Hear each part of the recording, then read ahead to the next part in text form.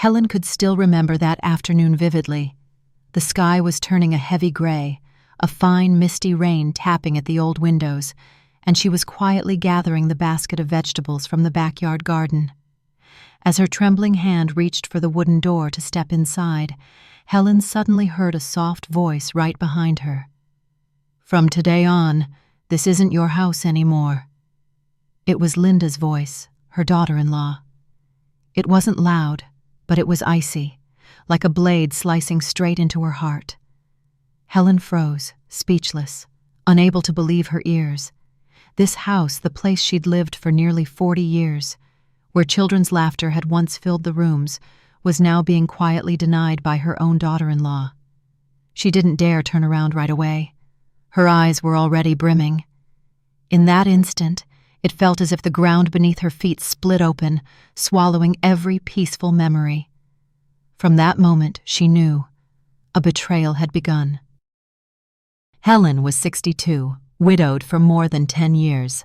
Her whole life was tied to the small house on a quiet street, the home that had once echoed with the voices of her and her husband, and their only son, David.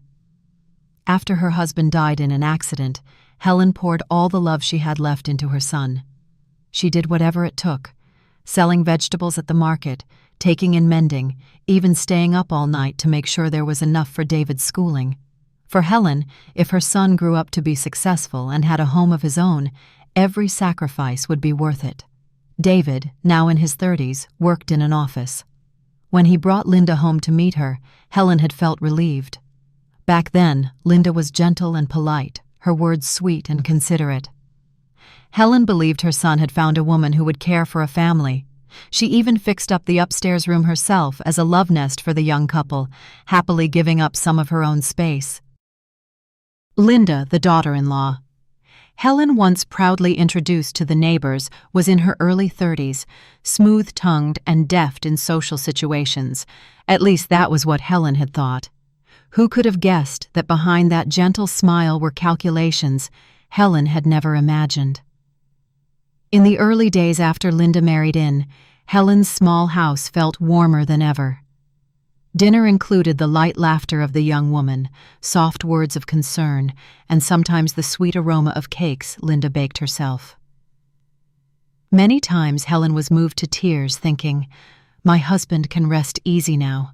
Our son truly has a home."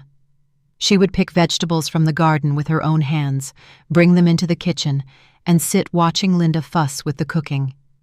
The scene stirred memories when she herself was young and caring for her little family. Linda seemed attentive, knew how to make David happy, and didn't mind linking arms with her mother-in-law when greeting the neighbors. People around the neighborhood often praised her. "Mrs. Helen is so lucky to have such a pretty, dutiful daughter-in-law." Hearing that, Helen would smile, her heart brimming with pride. She believed the years of hardship were finally being repaid with peace. She had no idea it was all a sugar-coated shell, cleverly constructed, waiting for the day it would be peeled away. One evening, Helen went to the cabinet to get the spare set of keys she always kept in the living room drawer. It was a habit from when her husband was alive in case she dropped her keys at the market or forgot them in the garden. But this time, when she reached inside, she froze. The familiar key ring was gone. At first, she thought maybe David had taken it, but after searching for a while, she found a different set placed there instead. The keys looked different, and the key tag was labeled with a fresh strip of tape. A creeping unease threaded through Helen's chest. Who had changed the keys? She quietly tried the front door. Sure enough, the old keys no longer worked. Only the new ones fit. A shiver ran through Helen. This house belonged to her. She knew every nook and corner, and yet she suddenly felt like a stranger stepping into her own nest. She didn't say anything to anyone. She just stood silently at the door, weighed down by dread. Her instincts told her this was only the first sign of something terrible waiting ahead. One morning, while tidying the living room, Helen decided to gather the stack of magazines and letters piled on the table to throw out. She was careful she never tossed unopened envelopes, but this time a thick folder slid out from a shelf slot. Curious, Helen opened it. On the cover was the name of a familiar bank, along with the words, confirmation of joint property ownership. Her heart pounded. Inside were clear pages stating that the house she'd lived in for more than half her life now showed a co-owner, Linda Johnson. Helen dropped into a chair, hands trembling as she turned the pages. In the signature section, beside David's name, there was a scrawled signature that looked like hers. But Helen knew. She had never signed any document involving the transfer of her home. The cold words from the other day rang in her mind. "This isn't your house anymore." That whisper had become a clear warning. What had Linda done behind her back? Helen waited until evening, when David came home from work, then mustered the courage to set the papers in front of him. "David, I need the truth. What is this? Why is Linda listed on the house? And why is my signature here?" David flinched, his face draining of color. He fumbled, glancing toward the stairs as if waiting for Linda to come down. His voice stammered. "Mom, maybe you're misremembering. Maybe the bank, they made a mistake." Helen looked straight into her son's eyes. She had raised him from a baby. She understood every flicker in his gaze. That evasiveness couldn't hide a thing. Just then, Linda came downstairs, the same gentle smile on her lips. "Oh, you found it, Mom. It's just a minor formality, to make paperwork easier to manage. I didn't think you'd worry so much." Helen gripped the paper, her voice tight. "A minor formality? This is my house. I never agreed to transfer anything to anyone. Why is there a signature?" Linda let out a small laugh and put a hand on Helen's shoulder. "Maybe the bank made a mistake. I'll check it for you. Don't stress your health matters more." But in Linda's flashing eyes, Helen saw a sharp glint. She said no more and closed the folder. The suspicion in her heart thickened like dark clouds gathering before a storm. A few days later, Helen went to the bank to withdraw her pension as usual. After printing the statement, the familiar teller handed her a sheet. Helen's stomach dropped. Their household joint account showed a recent withdrawal far larger than anything she normally used. The note was vague. Service payment? Online transfer. Helen knew for certain she hadn't done anything like that. Her hands shook as she signed for the statement. Questions swarmed. Where did the money go? Who withdrew it? And why had these strange transactions only appeared in the past few months? Back home, Helen tried to ask David. He only said briefly, "Maybe Linda used it for something necessary. Don't worry." The curt answer poured fuel on the fire of doubt. When Helen asked Linda, Linda just shrugged. "I don't remember exactly, Mom. Probably ordered some furniture. We needed to replace things." It sounded plausible, but in Linda's eyes and her calm demeanor, Helen sensed something was being hidden. And this was only the thin surface of a massive iceberg below. One night, after the house had fallen asleep, Helen couldn't close her eyes. Details piled up. Transfer papers, strange bank activity, Linda's cold gaze, each one spinning through her mind. Finally, she slipped quietly into the living room and opened the cabinet where David kept important documents. She pulled out folder after folder, the yellow lamplight shining on her trembling hands. Amid the mess, Helen found a thick envelope. When she opened it, she went numb. It was a mortgage contract for the house. The bold print read, "Collateral, House No, 42 Maple Street." At the bottom was a familiar signature, her name. But Helen knew she had never signed this contract. The signature looked similar, but stiff and crooked, lacking the easy flow of her handwriting. Someone had forged it. Clutching the papers, Helen's heart hammered. The cozy room felt suddenly cold, as if she were standing in a strange place. They didn't just want to squeeze into her home, they wanted to take it, down to every brick, every breath. She closed the cabinet quietly and hid the contract in her wardrobe. For the first time in her life, she understood. To keep this home, she would have to become an investigator in her own family. The next morning, Helen brought her basket of vegetables to the corner as usual. She kept her face composed, though her eyes were heavy with worry. As she arranged the tomatoes, someone called out, "Mrs. Helen, your house has been busy lately." It was Mary, the neighbor across the street of many decades. Helen hesitated. "Busy? What do you mean?" Mary smiled lightly, picking through the greens, then whispered, "I've noticed a strange man coming by quite often, always meeting with Linda. Each time they sit in the living room talking quietly for hours. I thought maybe they were business partners." Helen felt each word thud into her chest. A strange man, visiting often, and only seeing Linda. "Do you know who he is?" Helen asked, her voice trembling. "I'm not sure." "Tall, well-dressed, usually drives a black car. I've only seen him a couple of times while sweeping." The story left Helen dazed all day. She began to connect the dots. Forged documents, missing money, and now secret meetings. The picture was forming, not complete yet, but everything pointed in the same direction. Linda was far from innocent. Helen thanked Mary, then quietly carried her basket back inside. A new resolve rose within her. If no one will protect this house, then I will.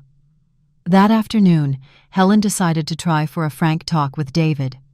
She called him out to the backyard, where they used to sit for hours when he was little. She laid out the bank statement and the forged contract, her voice catching. "David, I just want the truth. Do you know what these papers are?" David was silent for a long time, his eyes shifting. Finally, he sighed. "Mom, I do. But I thought Linda only wanted what's best for the family. She said if we mortgaged the house, we'd have capital to invest. Later, you'd live comfortably without worries." Helen was shattered. She had hoped her son was uninvolved, at least dragged in by accident. But now he admitted he knew. He believed it was a way to take care of the family. "You signed that mortgage?" Helen asked, voice trembling.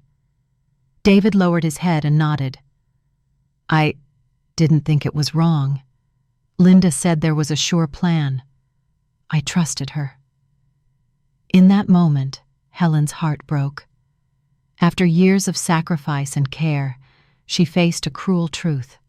Her own son had been complicit in risking their home, but deep down, she still tried to console herself. Maybe David is just being manipulated by Linda. Maybe he truly believes it'll work out. She wanted to believe that, because the thought of her son deliberately betraying her was more than she could bear. Yet David's explanation unintentionally sent her down the wrong path. Helen assumed Linda was simply ambitious, and David was an unwitting partner. She hadn't yet realized the truth was harsher. One evening, while Linda was out at a party, Helen took the chance to tidy the living room. As she bent to pick up a cloth by the sofa, she spotted a small black object under a cushion. It was a sleek USB drive, as if it had been used recently. At first, she planned to put it back, but curiosity and growing dread made her hands shake as she plugged it into David's old laptop. The folder was simple, a few audio files. Helen took a breath and clicked one. Linda's voice rang out clearly, not sweet and gentle, but cold and calculating. "That house will be in my name for sure. Once I sell it, I'll have enough to pay my debts and reinvest. That old woman won't suspect a thing. Just get her to sign the papers. Worst case, I'll call it a formality," a man's husky voice answered. "And if she finds out? Then I'll make everyone believe she's senile, not in her right mind. Who will believe a trembling old woman over a young, articulate daughter-in-law?" Linda chuckled. Helen dropped her hands from the keyboard, a chill sweeping through her body. Those words were 1,000 needles piercing her heart. Every suspicion was confirmed. Linda not only planned to seize the house, but had a strategy to smear her reputation. She slipped the USB into her pocket, heart racing. Only one thought remained. I have to keep this evidence at all costs. The next morning, as soon as David left for work, Helen gathered her courage and walked into the kitchen, where Linda was making coffee. She set the USB on the table, her voice shaking but firm. "Linda, I heard it all last night. How much longer do you plan to hide this?" Linda paused, surprise flickering in her eyes. Then the familiar smile returned. She picked up the USB, turned it over in her fingers, and let out a light laugh. "What exactly did you hear? A few scraps of audio? Could be edited, you know. Tech these days is good at faking things." Helen clenched her fists. "Stop denying it. I heard you say you'd sell the house and paint me as senile. You think I can't tell what's real?" Linda's tone shifted, her voice low and threatening. "If you insist, I won't hesitate either. Who will people believe, an elderly woman with shaky hands or a younger, coherent woman? Even David will take my side. Try me." Helen was stunned. Every word was a twist of the knife. She wanted to scream, to call David immediately, but his evasive eyes flashed in her memory and made her throat close. If David truly believed Linda, did she have any chance? Linda calmly slipped the USB into her pocket, as if it were a child's toy, then walked out, leaving Helen frozen, her hands clenched so tightly they bled. Her first attempt at confrontation had failed bitterly. Not only had she failed to make Linda back down, she'd lost her most crucial piece of evidence. After that, Helen lived in gnawing fear. Linda grew bolder openly, directing renovations around the house, even calling in workers to take measurements without asking. Helen watched silently, feeling as if the floor tiles were being pulled out one by one beneath her. One afternoon, while Linda was busy on the phone outside, Helen slipped into her room. On the vanity, amid bills and papers, she found a thick envelope tucked loosely. Her heart thudded as she opened it, a copy of a power of attorney. The cold text said Helen voluntarily authorized Linda to make all decisions regarding the property at 42 Maple Street. She went cold. This time it wasn't just a mortgage, it was the entire ownership slipping away. At the bottom was that same forged signature, identical to before. Before she could recover, Helen found another packet, a preliminary contract with a real estate company. The expected transaction date was less than a month away. Helen trembled, eyes blurring with tears. So Linda wasn't just seizing control, she had already lined up a buyer. If Helen didn't stop it in time, the home of over half her life would be gone, and she'd be homeless in her own house. She folded the papers tight and hid them in her apron. This time she knew she couldn't just keep investigating quietly. The truth had to come out no matter the cost. From the day she found the power of attorney, Helen barely slept. Whenever she looked at her husband's altar, she prayed, "Give me strength to keep this house." But she was only one person, and her strength felt so small. One afternoon, at a family gathering for David's grandfather's death anniversary, Helen couldn't hold back. During the meal, she quietly laid the papers she'd found on the table. Her voice shook, but it was clear. "Everyone, please look. This is my house, and they're trying to sell it behind my back." The table fell silent. A relative flipped through the pages, eyes wide. "Why is your signature on here, Helen? Did you really sign?" Helen shook her head, tears streaming. "I never did. It's forgery." Whispers rippled through the room. Some looked at her with sympathy, others seemed doubtful. Linda then stood with a sweet but cutting smile. "Mom must be confused. I only wanted to sort out paperwork so things are easier later. Why make everyone misunderstand?" Helen tried to answer, but murmurs had already split the room. Some said Helen was old and forgetful. Others defended her, insisting she'd never sign without understanding. In that moment, Helen realized the secret no longer sat within her four walls. It had spread, becoming gossip, argument, and the first crack running through the whole family. After the tense meal, relatives lingered outside, still whispering. Helen sat quietly in a corner, hands knotted, heavy-hearted. Suddenly, a distant cousin Emily came over and whispered, Auntie Helen, there's something you should know. Last week, I was at the law office where I intern. I saw Linda coming out of the director's room. She was holding a file with a notary seal. Helen grabbed Emily's hand. Are you sure? What was it? I'm not positive, but I caught power of attorney about the house. I also saw her put down a deposit. Sweat formed on Helen's forehead. So Linda hadn't just been scheming in the shadows. She'd gone to a lawyer to make it official. Emily squeezed her hand. Don't believe her. I'll testify if you need. I saw it with my own eyes. Helen nodded, choked with gratitude, like spotting a glimmer of light in the dark. For the first time, she wasn't completely alone. But she also understood. Linda had gone much further than she thought. There was a whole system helping to legitimize the theft.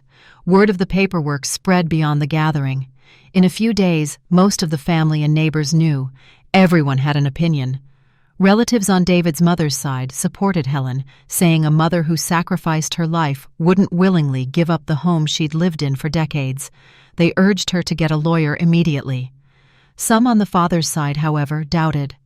They whispered that Helen was old, maybe not in her right mind. Linda, deft as ever, embroidered the story. Mom forgets things. I'm worried, so I'm just trying to get the paperwork organized early. Those words sowed doubt, and some people wavered. David was in the worst spot. Calls poured in from aunts and uncles. Some scolded him for being unfilial, some called him spineless, others told him to listen to your wife and keep the peace. At dinner, Helen watched her son rub his temples, silent. He was clearly torn between his mother and the marriage he'd chosen. One night, David blurted out, Mom, maybe we should sell the house and you can move in with me and Linda. We'll still be a family. It hit like a lightning bolt. Helen went rigid, her chopsticks falling to the table. Linda's influence had sunk deep into her son. If she didn't act, everything would slip away soon. After the memorial, Helen hoped things would calm down, but Linda struck harder. One morning, Helen returned from the market and tried her key in the lock, only to find it no longer fit. The lock had been changed. She rang the bell until Linda opened the door, a smug half-smile on her face. Oh, I forgot to give you the new key. Just for safety, this neighborhood's been messy lately.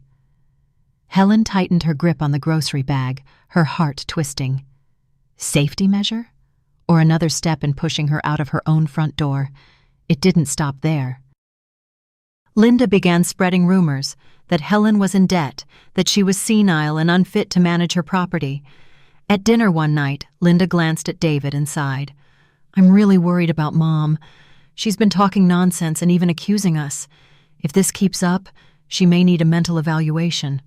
Helen choked, her chopsticks slipping again. She wanted to argue, but David's hesitant eyes shut her throat. Her son seemed to be starting to believe the lies. Another night, as Helen wrote in her journal, Linda opened the door a crack and spoke just for the two of them. If you keep being stubborn, don't blame me for putting you in a nursing home. At least you'll be cared for there. In this house, you're just in the way. The door closed, leaving Helen stunned. She'd never been more afraid. Not only might she lose her home, she could be stripped of her freedom. Pushed into a corner, Helen nearly lost hope. But fate left her a sliver of light. One afternoon at the market, a familiar voice called, Mrs. Helen, is that you? It's been ages. She looked up to see a well-dressed, middle-aged man. It was Thomas, her late husband's old classmate, now a respected lawyer in the area. After a few pleasantries, Helen broke down and told him everything. Thomas listened closely, his brow furrowing. If what you're saying is true, this isn't just a family matter. It's criminal forgery and abuse of trust. With trembling fingers, Helen pulled the copy of the mortgage contract from her apron. Thomas examined it and nodded. This signature shows clear signs of forgery. Don't worry, we can prove it. For the first time in weeks, Helen felt supported. She wasn't alone against Linda anymore. Thomas advised, keep every bit of evidence safe. If there are witnesses or more documents, even better. I'll help you prepare a case, but you need to stay strong. Linda won't sit still." Helen wiped her tears and nodded.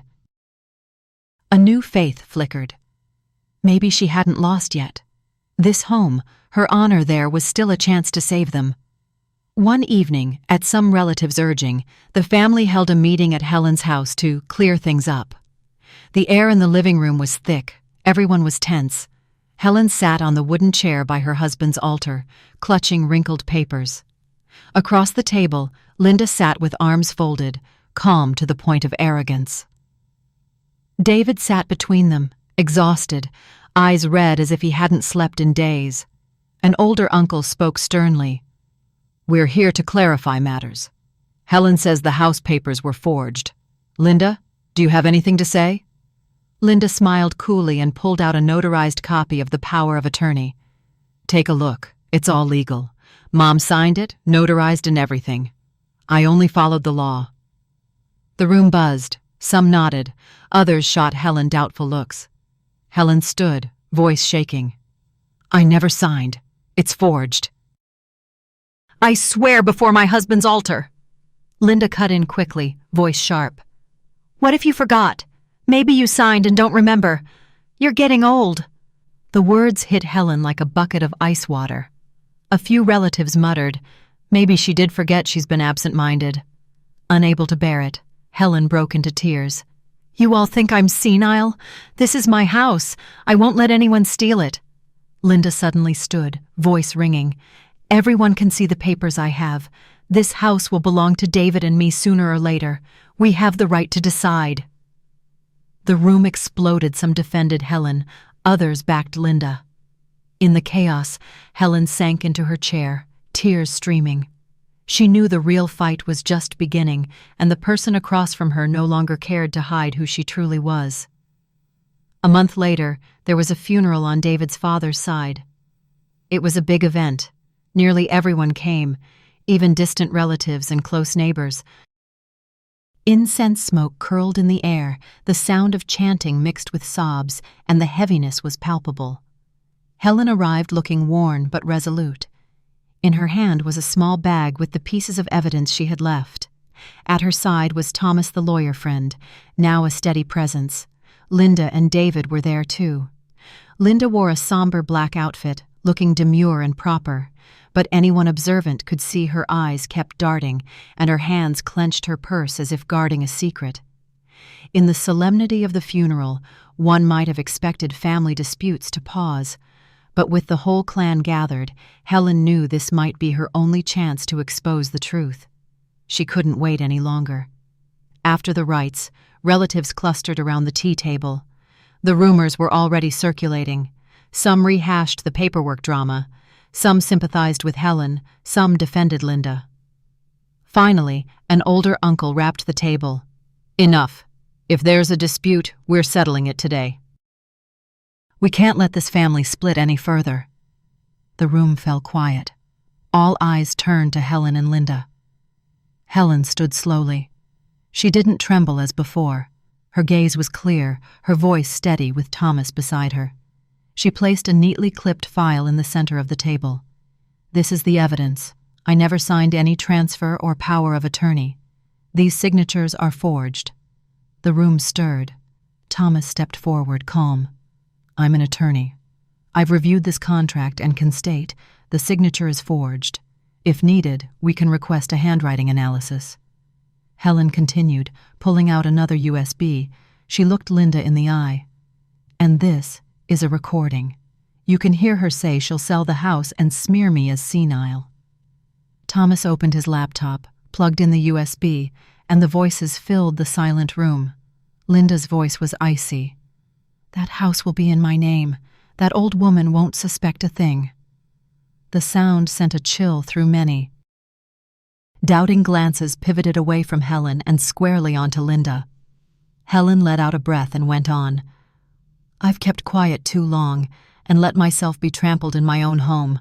Today, before the whole family, I want you all to know, Linda not only deceived me, she would do anything to take this home." The air thickened. Whispers turned to angry murmurs. Linda's face blanched. Her lips stayed composed, but fear flickered in her eyes. After the recording finished, the room erupted. Some relatives slammed their hands on the table, pointing at Linda. "How can you deny it now?" "Helen was right all along." Linda gripped her purse, her face ashen. She tried to keep her voice steady, but the tremor showed. "Don't rush to judgment. Audio can be edited. This is all made up." Thomas stepped in, cool and firm. "These are original files on this USB. If necessary, we'll seek a digital forensic analysis. You won't get away with it." Linda bit her lip, then suddenly laughed bitterly. The room fell still as she said, "Fine, I admit it. I did it all. Because I had no choice." The murmurs died. Linda lifted her head, eyes reddening, her voice cracking. "I owe over $200,000. Gambling debts, bad investments. Without that house, I lose everything, including David." The room shuddered. Helen clutched her chest, dizzy, while David went pale as if slapped. Linda pressed on, nearly shouting, "You don't understand. I tried. I wanted a better life. I couldn't stand being broke anymore. I just needed that house. I was trying to save myself." The confession laid bare a bitter truth. Linda wasn't only greedy, she was desperate under a mountain of debt. But no one saw that as a reason to forgive. The lies, the forgeries, the cruelty were undeniable. Helen collapsed into a chair, tears pouring. Her home wasn't only threatened by greed, but by a bottomless pit of debt she'd never imagined. As the shock faded, an older relative turned to David, voice cold. "And you, David, why is your name on the papers? Don't say you knew nothing." Sweat beaded on David's brow. His lips trembled. He stood, eyes rimmed red, and bowed his head. I knew. I signed the mortgage." Gasps rippled through the room. Helen reeled, then stood, voice shaking. "David, you were part of this? You knew it's my only home." David dropped to his knees at her feet, tears streaming. "Mom, I'm sorry. I never meant to betray you. Linda said if we didn't get the money, loan sharks would kill her. I panicked. I thought signing would save her. I was wrong, so terribly wrong." Linda grabbed for his hand, but he shook her off, shouting, "You used my love. You turned me into a traitor to my own mother. You ruined me, Linda." The room cracked open with noise, relatives buzzed.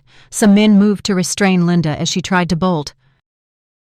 Helen stood in tears, torn between the pain of her son's betrayal and the realization that David had been a pawn in Linda's vicious game. In the chaos, Helen felt her heart splinter, but also a surge of strength. The truth was out. Linda had no room left to deny it, and David would have to face what he'd done. The funeral hall roared. Family, neighbors, friends, everyone had seen enough. A stern elder rose, pointing at Linda. "You forged documents, deceived this family, and plotted to sell an ancestral home. How can you even stand here?" Another chimed in, voice sharp. "You tried to destroy the very woman who took you in. You're a traitor." The scolding rained down like hammers. Linda struggled, screaming in desperation. "You don't understand. I just wanted a better life. I won't rot in that old shabby house forever." No one wanted to hear it anymore. A few relatives snatched the documents from her hands and threw them on the table in front of Helen. "Here, back to Helen." "This house is hers. No one has the right to take it." David collapsed at his mother's feet, sobbing. "Mom, please forgive me. I was blinded by love, by fear of losing Linda. I've hurt you so much." Helen looked at her son through tears. She was in agony, but not as furious as before. Her voice was hoarse. "You are my flesh and blood. Mistakes can be corrected, but I cannot forgive you if you keep walking down the path of betrayal." Linda now stood in the middle of the room, dozens of eyes fixed on her, angry, contemptuous. Helen stared straight at her, resolute. "Linda, your mask has fallen. The whole family, the whole neighborhood knows the truth. You've lost everything." Linda trembled, her eyes going blank. In that moment, all her arrogance, her polish, her sugar-sweet veneer vanished, leaving only a desperate, solitary woman. With no one left to defend her, Linda crumbled before everyone. After being exposed, Linda fell apart completely. Once praised as gentle and capable, she became a name spat out with curses by family and neighbors. With no house to sell and no shelter from David, she faced her massive debts head-on. Creditors came to the door. Threatening calls piled up, turning each day into a nightmare. The woman who once held her head high with a sweet smile now looked gaunt and hollow. One morning, Helen saw her through the window, dragging a suitcase down the street, hair disheveled, eyes red, never looking back. The sight made Helen feel both vindicated and sorrowful. Linda had burned herself down with her own bottomless greed. David's fall was different. He didn't lose everything in a single blow, but remorse ate at him day by day. After the funeral, he packed his things and slipped away from the house of his childhood, the home where his mother had protected him, and the very place he'd betrayed by signing his name. In a cramped rented room, he woke nightly in a cold sweat, haunted by his mother's shaking voice and devastated eyes. "You were part of it too?" His calls of apology and long text messages went unanswered. Helen didn't pick up, didn't reply. Her wound was too deep for easy forgiveness. That silence became David's harshest punishment, a life sentence from his own conscience. Helen remained with the home, the place she had fought to protect. She kept her house, built with her husband, its memories etched into every wall and frame. But each time she crossed the threshold, she heard the echoes of arguments, Linda's threats, and David's shaky confession. This victory brought no pure joy. It was a scar. Yet in the quiet nights by her husband's altar, Helen felt something new. She was strong enough to defend herself. She was no longer the gentle, yielding mother who let others step on her. She was a woman who stood up, who guarded the rest of her life. In that mixture of pain and release, Helen found a sliver of peace, the peace she thought she'd lost forever. After saving her home and reminding herself to be strong, Helen noticed shifts in how family treated her. Some, especially from her side, loved her more openly than ever. They visited often with groceries, helped fix the garden, and treated her as a symbol of resilience. Others avoided her because they had sided with Linda during the family meeting, believing she was confused. Ashamed, they couldn't face her, and a quiet distance settled in. Helen understood, but the disappointment still ached. She learned a hard truth. Not everyone called family will stand with you when storms hit. These changes made Helen reflect. At night, the house was so quiet she could hear the clock ticking. She sat by the window, fingers moving across an old rosary, her heart heavy. Her tears now weren't from fear, but from a woven sadness hard to name. She felt a grim satisfaction that the truth had prevailed and that Linda had paid for her cruelty. But her heart also ached at the rift in her bond with her son, a wound that might never fully heal. She had kept her home, but lost her trust in the only child she had. The victory felt like both relief and a sentence engraved on her heart. When the turmoil finally ebbed, Helen sat in the now peaceful house.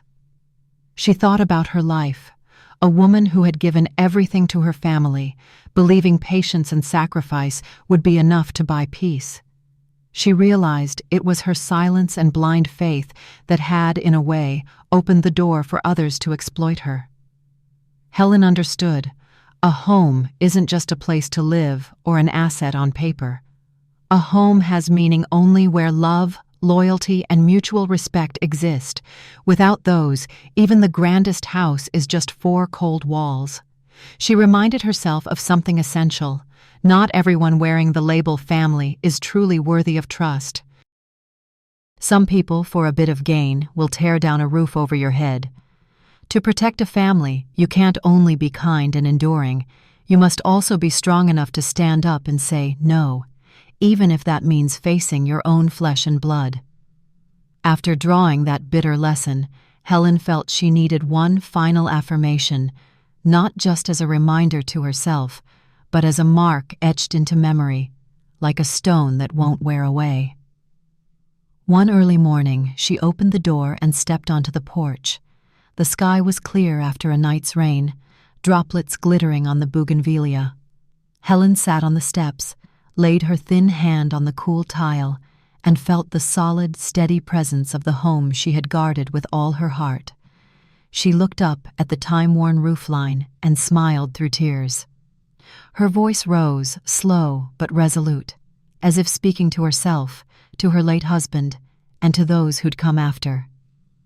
A true home isn't found in brick and tile or papers. It belongs only to hearts that are honest and faithful. Without that, even a palace is nothing but four empty walls. In that moment, Helen felt lighter than she had in a long time. She no longer held anger or blame. Instead, she carried the belief that this house, though battered by storms, would stand firm, because it was kept by love and will, not by lies.